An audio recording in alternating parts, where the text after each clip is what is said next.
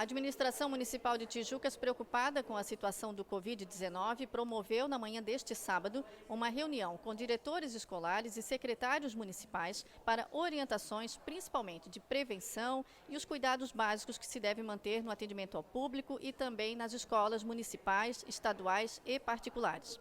Para tratar do assunto, nós convidamos o nosso médico infectologista, ele que faz parte da Rede Municipal de Saúde, Dr. Adriano Luiz Vicente, que esteve durante toda a manhã repassando essas informações, essas orientações e também pedindo para que as pessoas compartilhem depois em suas unidades escolares e nas secretarias municipais todos esses cuidados que devemos adotar. Então, para que a gente possa levar essas informações adiante também pelas nossas redes sociais, nós vamos tirar algumas dúvidas básicas com o Dr. Adriano. Doutor Adriano, neste momento, qual é a nossa situação local, a situação de Tijucas com relação ao Covid-19? Bom, inicialmente, bom dia a todos que estão nos assistindo. Então, a situação aqui em Tijucas em relação ao Covid-19, ainda hoje a gente não tem nenhum caso suspeito e nem confirmado aqui no município de Tijucas. Em Santa Catarina, a gente tem 77 casos suspeitos, tem 3 casos confirmados, dois pacientes em Florianópolis e um paciente em Joinville, e já tem quantidade já mais de 100 casos descartados já do Covid, certo? Então, em Tijucas a gente não tem ainda nenhum caso suspeito hoje em investigação. Bom, por não ter caso suspeito, mas nós temos outras variáveis, quais são os cuidados principais neste momento? O nosso foco agora é prevenção. Perfeito. Então, como o Covid ele é principalmente transmitido através de vias respiratórias, então a partir do momento, então quando eu estou falando, tossindo ou espirrando, eu estou transmitindo o Covid. Então e esse Covid ele acaba permanecendo em superfícies inanimadas, como a mesa, a maçaneta, chão. Então a gente tem que ter um cuidado excessivo, principalmente, e nesse momento o principal carreador desse vírus são as mãos. Então a gente tem que ter rigorosamente intensificar a lavagem das mãos. Então isso é importante para evitar que a gente acabe carreando esse vírus. Principalmente a partir do momento que a gente realizar a lavagem das mãos, não levar a mão nos olhos, não levar a mão no nariz e não levar a mão na boca. Então essas são as recomendações de suma importância para a gente evitar a ter o contato com o Covid. E nesse momento, quais são os grupos de maior risco?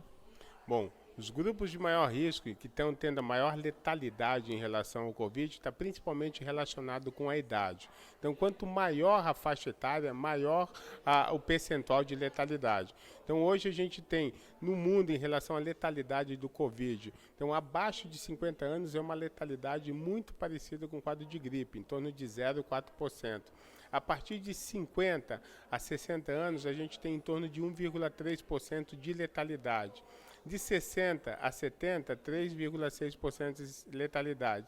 De 70 a 80, em torno de 8% de letalidade. E acima de 80, a gente tem quase 15% de letalidade. Então, quanto maior a faixa etária, maior o risco de letalidade do vírus da Covid. E principalmente a comorbidade. Então, a gente tem alguma doença crônica. Então, hoje, a principal doença que acomete, que aumenta a letalidade, são as cardiopatias. Então, hipertensão, a coronariopatia, também está presente a questão do diabetes, doença pulmonar obstrutiva crônica, são importantes também. A gente tem que intensificar o cuidado nesses pacientes. A orientação, no caso dos primeiros sintomas, é evitar procurar unidade de saúde, até para que o vírus também não se manifeste e consiga atingir outras pessoas. Somente nesses casos em que as pessoas mais idosas tenham complicadores é que devem procurar as unidades? Então, perfeito. Então, o objetivo dessa palestra então, foi intensificar a atitude de prevenção. Então, a gente falou exaustivamente a questão da lavagem das mãos. Então, num primeiro momento, a gente tem que evitar adquirir o vírus. Então, através da lavagem das mãos, evitar levar a mão no olho, na boca e no nariz.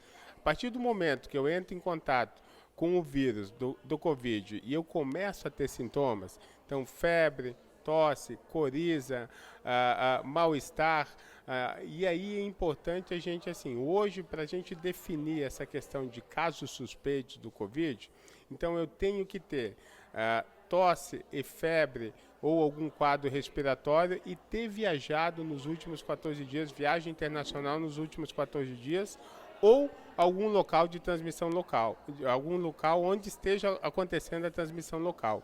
Hoje no Brasil, a gente tem o estado de São Paulo e o estado do Rio de Janeiro, onde está acontecendo a transmissão local do Covid. Então, a partir do momento que eu cheguei de viagem de São Paulo, do Rio de Janeiro, ou viagem internacional, comecei a ter febre, tosse, coriza, eu sou enquadrado como um caso suspeito. Então, quando eu comecei a participar do conjunto de casos suspeitos, eu tenho que evitar transmitir.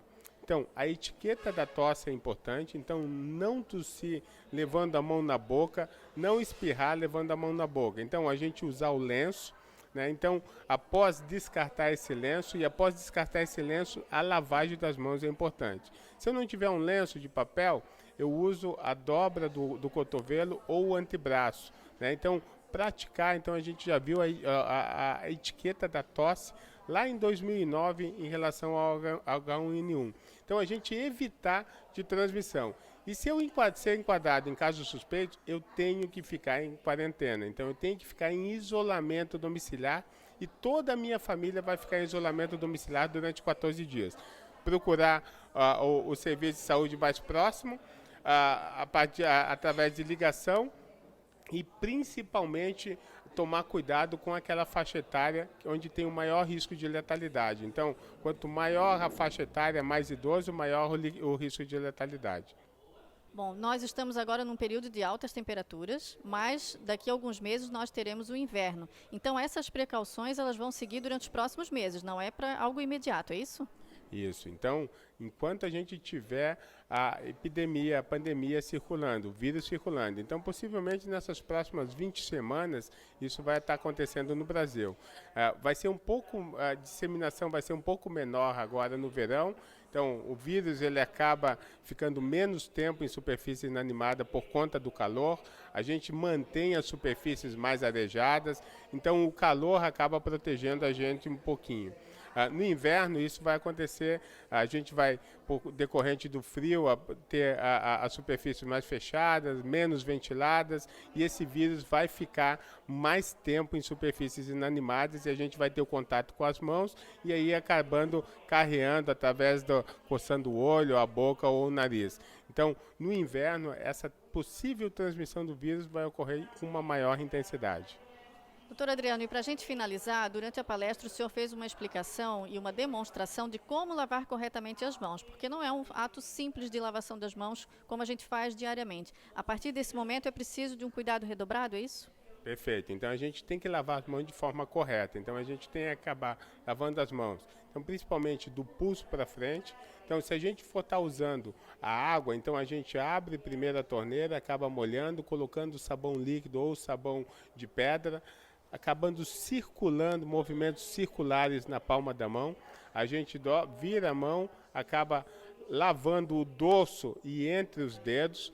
A gente faz isso na outra mão também, lavando os polegares e aí depois as unhas. Então, esse tempo, em média, deve ser em torno de 20 segundos. Para a gente não ficar contando 20 segundos, então é o tempo de a gente cantar parabéns para você 2 vezes. Então, a gente abriu a torneira com a mão contaminada. Então, se a gente for fechar a torneira, a gente vai contaminar a mão novamente. Então, a gente pega o papel toalha, fecha a torneira, joga o papel toalha no lixo e depois pega com outro papel toalha e seca as mãos. O álcool gel é o mesmo procedimento, só que aí a gente vai acabar colocando o álcool gel na mão e fazendo todos aqueles movimentos que a gente já descreveu. E aí não tem problema em acabar só deixar o álcool secar. Então isso tem que ser feito rotineiramente e intensificar a lavagem das mãos. Ainda mais se eu tiver em casa alguém que está nessa faixa de risco. Então, quanto maior a faixa etária, maior a possibilidade de letalidade. Então, nesses casos, a gente tem que intensificar a lavagem das mãos para evitar estar levando o Covid para dentro de casa ou qualquer doença respiratória para dentro de casa. Doutor Adriano, muito obrigada. As ações da administração municipal com relação ao Covid seguem ao longo das próximas semanas. Já temos um comitê criado para cuidar deste assunto e nós pedimos também a todos que façam sempre o uso das redes sociais oficiais da Prefeitura para receber e compartilhar informações. Assim, todos nós estaremos divulgando informações corretas, oficiais, não corremos o risco de compartilhar fake news e gerar desnecessárias preocupações. Portanto, fique atento às redes sociais e ao site oficial do município de Tijucas e também do Ministério da Saúde e do Governo do Estado de Santa Catarina.